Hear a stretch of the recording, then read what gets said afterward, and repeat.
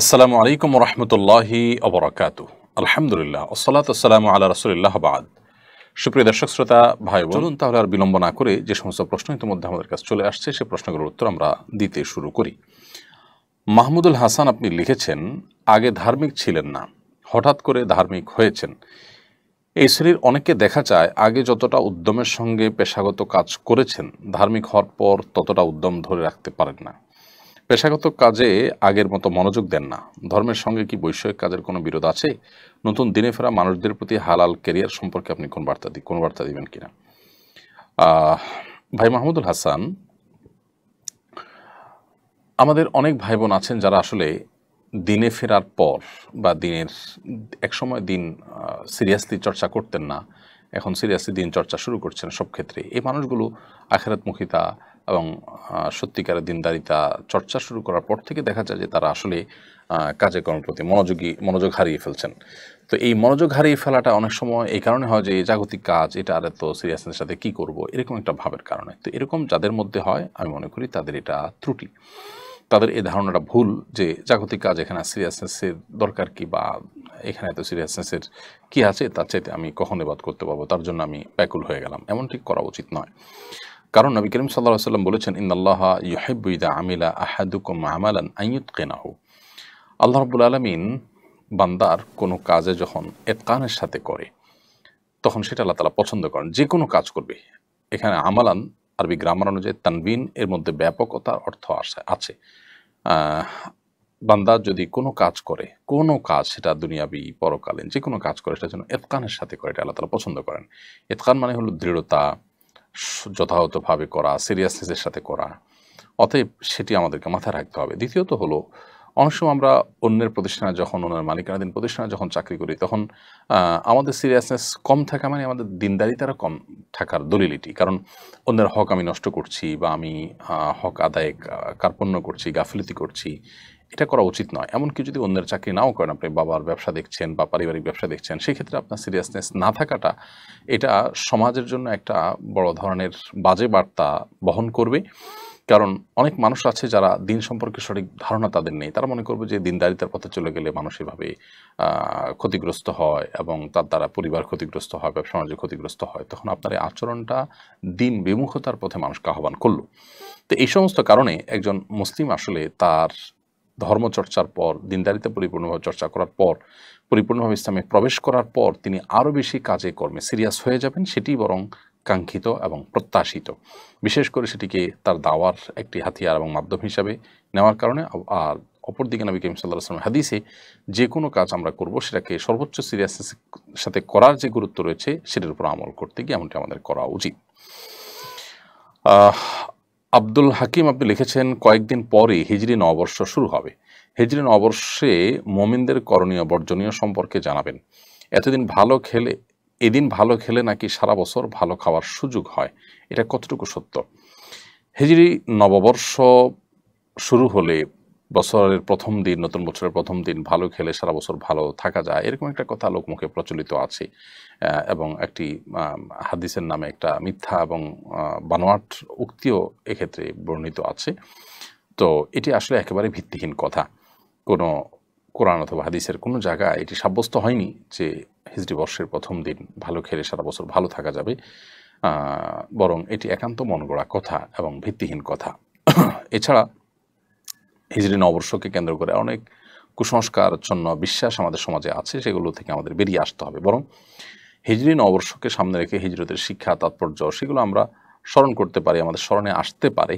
কিন্তু নববর্ষকে কেন্দ্র করে কোনো আনুষ্ঠানিকতা, কোনো ঘটা উদযাপন, এগুলো সবগুলো অগ্নিপূজক এবং প্যাগান প্রকৃতি পূজারীদের যে নওরোজ বা আপনার নতুন বছরের প্রথম দিন উদযাপনের যে সংস্কৃতি ছিল, সেটি হাজার হাজার বছর ধরে চলে আসছে এবং খ্রিস্টানরা সেটি তাদের মধ্যে ধারণ করেছে। একসময় খ্রিস্টানরা এটাকে তাদের ধর্মীয় দৃষ্টিকোণ থেকে অপরাধ মনে করতো, সেটা এখন তারা করছে। এমনকি আপনার একটা পর্যায়ে এসে এখন মুসলমানরাও সেই কাজগুলো করছে। তো বছরের প্রথম দিনকে উদযাপন করা এটি অগ্নিপূজক এবং প্রকৃতি পূজারীদের কাজ, তারা এটি করতো, পারস্যের অগ্নিপূজকদের থেকে এটি শুরু। তো এটি কোনো মুসলমানের কালচার হতে পারে না। বিধায় হিজরি নববর্ষকে কেন্দ্র করে কোনো আনুষ্ঠানিকতার কোনো সুযোগ আসলে ইসলামের শরীয়তের দৃষ্টিকোণ থেকে নেই। তবে হিজরত এর হিজরি সনের তাৎপর্য, হিজরি সনের শিক্ষা, হিজরি সন সংরক্ষণের গুরুত্ব, এই বিষয়গুলো আমাদের সারা বছর জুড়ে আলোচনা হতে পারে। হিজরি বর্ষের শুরুতে সেটা আমাদের মনে বেশি হতে পারে। এর বাইরে আসলে হিজরি সনকে কেন্দ্র করে কোনো আনুষ্ঠানিকতা বা কোনো সংস্কৃতি অথবা কোনো বিশেষ ধারণা যেগুলো আপনার মানুষের মধ্যে প্রচলিত আছে, যেমন যে প্রথম দিন ভালো গেলে সারা বছর খাওয়া যাবে ইত্যাদি ইত্যাদি, এগুলো একেবারেই অমূলক এবং কোরআন হাদিস বিশ্লেষণ করলে আমরা দেখি যে এগুলো আসলে সঠিক কোনো কাজ নয়। এরপর আশিক মণ্ডল লিখেছেন, আমি মাগরিবের নামাজে ইমামতি করার সময় প্রথম বৈঠকে তাশাহুদের জায়গায় ভুলে সূরা ফাতিহার কিছু অংশ পড়ে ফেলেছি। আমার মনে আসার সাথে সাথে তাশাহুদ পড়েছি, কিন্তু সাহু সিজদা করিনি। আমার নামাজ কি হয়েছে? নামাজ যদি ভুল হয়ে থাকে এখন করণীয় কি? আপনি প্রথম বৈঠকে তাশাহুদ না পড়ে সূরা ফাতিহা পড়ে ফেলেছেন, কিছু অংশ পড়ে ফেলেছেন সূরা ফাতিহার। সেটা যদি এক শব্দ দুই শব্দ না হয়ে বেশ কিছু অংশ হয়ে থাকে, 1 আয়াত 2 আয়াত 3 আয়াত আপনি পড়ে ফেলেছেন, তাহলে সেক্ষেত্রে সিজদা সাহু করা দরকার ছিল। সিজদা সাহু যদি না করে থাকেন তাহলে সে নামাজটা আপনি পুনরায় দোহরায় নেবেন। আব্দুল আউয়াল আপনি লিখেছেন, বিভিন্ন কোটার কারণে মেধাবীদের চাকরি পেতে সমস্যা হয়, কোটা থাকা শুরুতে দৃষ্টিকোণ থেকে ন্যায়সঙ্গত কিনা? দেখুন, কোনো পিছিয়ে পড়ে থাকা জনগোষ্ঠীকে এগিয়ে নেওয়ার জন্য যৌক্তিক এবং গ্রহণযোগ্য পর্যায়ের যদি কোটা থাকে, অথবা দেশের মানুষের প্রতি, জাতির প্রতি, জাতীয় ক্ষেত্রে কোনো অবদান কেউ রেখেছে, এরকম কারোর অবদানের স্বীকৃতিস্বরূপ তাদেরকে যদি কোনো সুযোগ সুবিধা দেওয়া হয়, রাষ্ট্র বা সরকার দেয়, সেটা যৌক্তিক কারণে দিলে এবং সেটা রাজনৈতিক কোনো উদ্দেশ্য ছাড়া আপনার বাস্তবতার ভিত্তিতে যদি দেওয়া হয়, তো সেটা শরীয়ত দৃষ্টিকোণ থেকে নাজায়েজ হওয়ার কোনো কারণ নেই।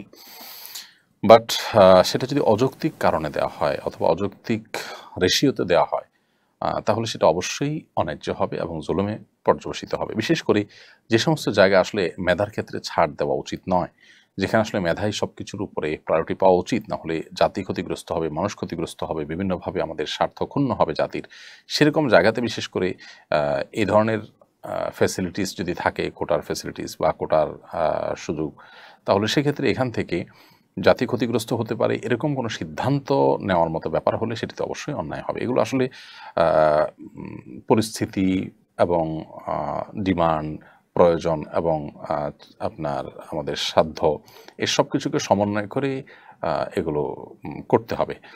এগুলোর ক্ষেত্রে রাজনৈতিক উদ্দেশ্য, ভোটের রাজনীতিকে মাথায় রেখে করলে অথবা অন্য কোনো কারণে করলে, অথবা যে কোনো কারণেই হোক না কেন, তাতে জাতীয়ভাবে আমরা ক্ষতিগ্রস্ত হলে সেরকম সিদ্ধান্ত যদি নেওয়া হয়, সেটা অবশ্যই ভুল হবে এবং অন্যায় হবে।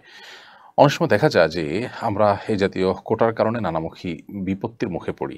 মেয়েদের জন্য যে কোটার ব্যবস্থা রাখা হয়েছে এবং বিভিন্ন সেক্টরে তাদের জন্য বিশেষ বিশেষ কোটা, বিশেষ করে নার্সিংয়ের কাজে মেয়েদের কোটা অনেক বেশি ছেলেদের তুলনায়, এরকম আর অনেক জায়গা আছে। তো এই যে কোটা, এই কোটাগুলো বেশিরভাগ ক্ষেত্রে যে সমস্যা তৈরি করে তা হলো যুবক ছেলেরা তারা বেকারত্বের হার তাদের মধ্যে বাড়তে থাকে।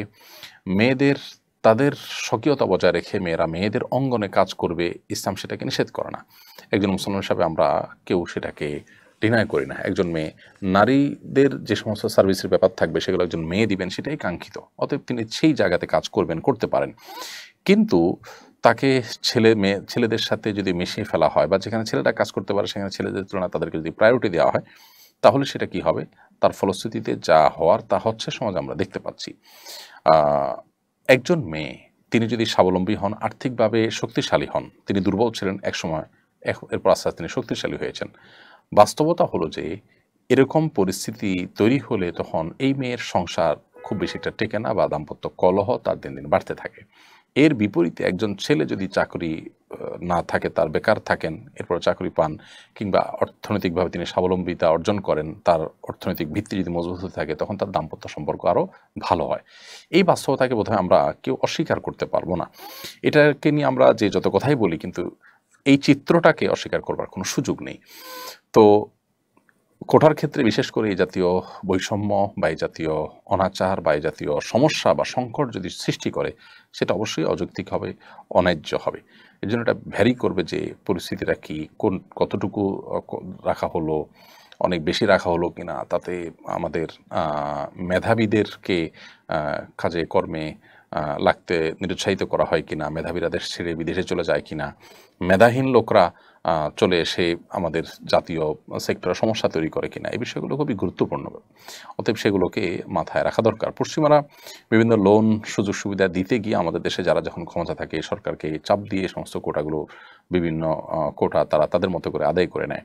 নারীর ক্ষমতায়ন, এসডিজি গোল, নানা রকমের মুখরোচক স্লোগান দিয়ে তারা এই জাতীয় বিষয়গুলো সাধারণত পেড়ে থাকে এবং এই সুযোগ সুবিধাগুলো তারা আদায় করে নিয়ে থাকে। তো এই বিষয়গুলোতে আমাদের আরও দায়িত্বশীল হওয়া উচিত এবং আমাদের মেরুদণ্ড শক্ত থাকা উচিত যে বিদেশিদের চাপে আমরা সব কিছু করে ফেলবো। আমাদের সংস্কৃতি, আমাদের ধর্মীয় দৃষ্টিভঙ্গি, এদেশের মানুষের যে কালচার, তার সবগুলোকে বৃদ্ধাঙ্গুলি দেখিয়ে শুধুমাত্র বিদেশিদের চাপেই আমরা একটার পর একটা কোটার খড়গ যদি আমরা দিতে থাকি তাহলে সেটা অনেক ক্ষেত্রেই আমাদের অচলাবস্থা তৈরি করবে এবং অনেক ক্ষেত্রে আমাদেরকে সংকটের দিকে নিয়ে যাবে। বিশেষ করে মেধাবীরা নানা কারণে এমনিতে দেশে থাকছে না, তরুণরা চলে যাচ্ছে দেশের বাইরে।